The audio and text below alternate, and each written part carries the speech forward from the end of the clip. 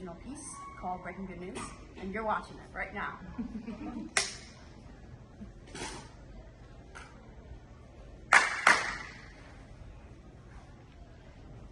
Bum bum bum bum bum bum bum bum bum bum bum bum bum bum bum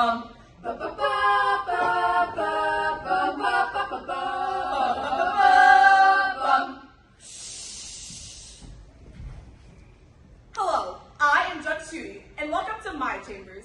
Let's start the plaintiff's case today. In today's case, Sarah has made claims that Hagar has wronged her master by having a child with a so-called cheating husband.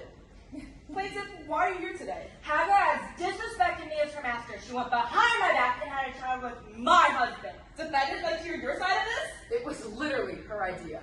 We now call to stand Abram. Sarah, weren't you the one to tell us to start our family through Hagar? What did you expect? Yeah, her plan worked, but now she's jealous she doesn't have a child of her own. Excuse me, Hagar, release me! My order! Well, as the baby. Excuse me! I have heard enough. Sarah, you are completely in the wrong here, and you need to go back to paying your child support because Abram is your husband, but he also is the father.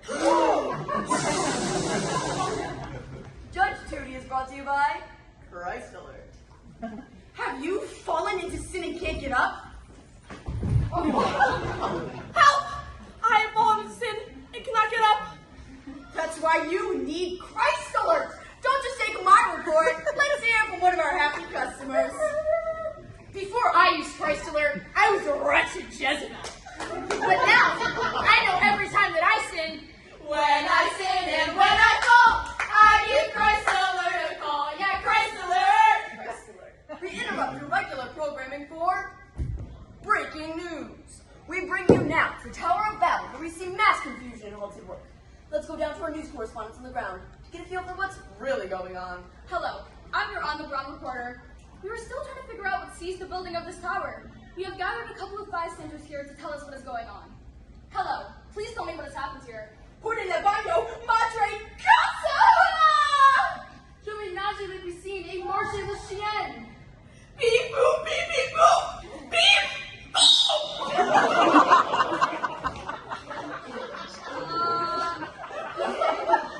Back to you in our studio.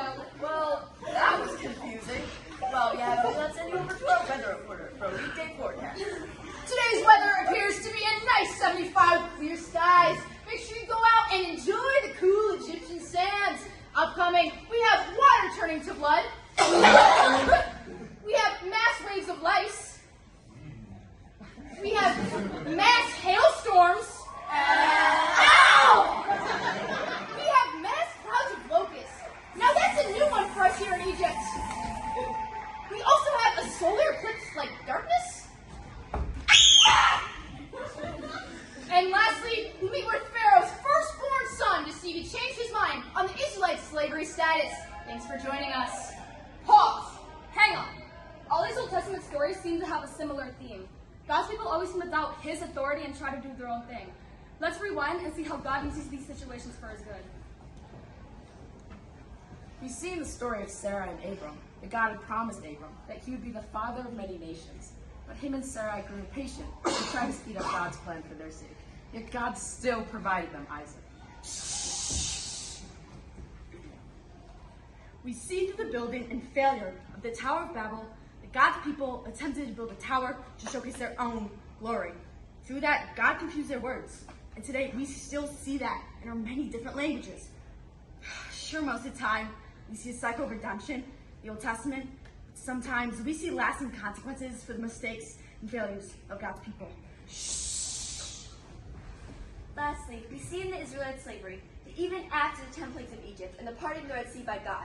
Later in the desert, the Israelites complained to Aaron and Moses that they would have rather died by God's hand in Egypt than be in the wilderness on a path to the promised land. We see that throughout these stories, God's people tend to lack faith. They're trying to act on their own will, Which points to the need for a perfect gift. A bridge to our salvation. one that can only be obtained through a Savior. God's only son. Jesus.